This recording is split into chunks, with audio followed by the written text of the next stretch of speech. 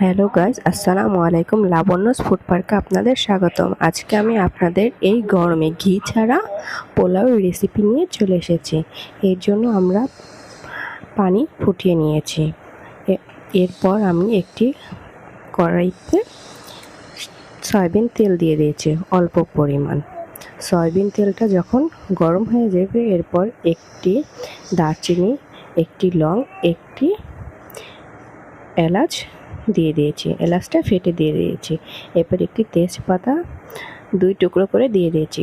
এতে খুব সুন্দর একটা ফ্লেভার আসবে পোলাওয়ের ভিতরে।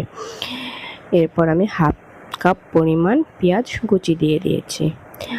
পেঁয়াজ কুচি দেওয়ার পর আমরা এটাকে নাড়তে থাকবো যতক্ষণ না গোল্ডেন কালার একটা চলে আসছে পেঁয়াজের যখন গোল্ডেন কালার চলে আসবে, আমি এরপর এর ভিতরে স্বাদ মতো লবণ দিয়ে দেব।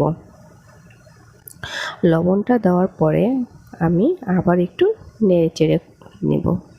নাড়াচাড়া করার পর আমি আদার পেস্ট দিয়ে দিব হাফ চামচ পরিমাণ, 4 চামচের হাফ চামচ পরিমাণ দিয়ে 2 মিনিটের মতো ভেজে আমি আগে থেকে ধুয়ে পোলাও চাল রেখে দিয়েছি, ওটা আমি দিয়ে দেব। আপনাদের এর ভিতরে আমি একটা টিপস দিয়ে দিই, আপনারা যতটুকু পোলাওয়ের চাল নেবেন তার ডাবল পানি নেবেন। আমি হাফ কেজি পোলাও চাল নিয়েছি, 1 লিটার পরিমাণ পানি দিয়েছি। এরপর আমরা 5-7 মিনিটের মতো পোলাওয়ের চালটা ভেজে নেব আর অনবরত নাড়তে থাকবো। আমাদের নাড়া হয়ে গেছে এবং ভাজাও হয়ে গেছে। এরপর আমরা ফুটন্ত গরম পানিটা দিয়ে দিব পোলাও চালে, দিয়ে আবার আমরা একটু নাড়তে থাকবো। আবার একটু নাড়াচাড়া করে আমরা এটা ঢাকনা দিয়ে ঢেকে রেখে দেব 5 থেকে 7 মিনিট পরিমাণ, এবং চুলার আঁচটা মিডিয়াম পরিমাণ রাখবো। 5-7 মিনিট পর আমরা এটা একটু পর পর নেড়ে দেব।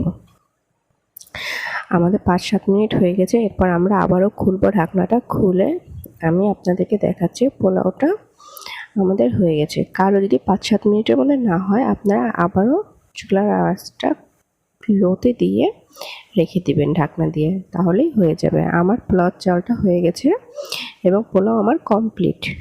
এখন আমরা পরিবেশন করব। আল্লাহ হাফেজ।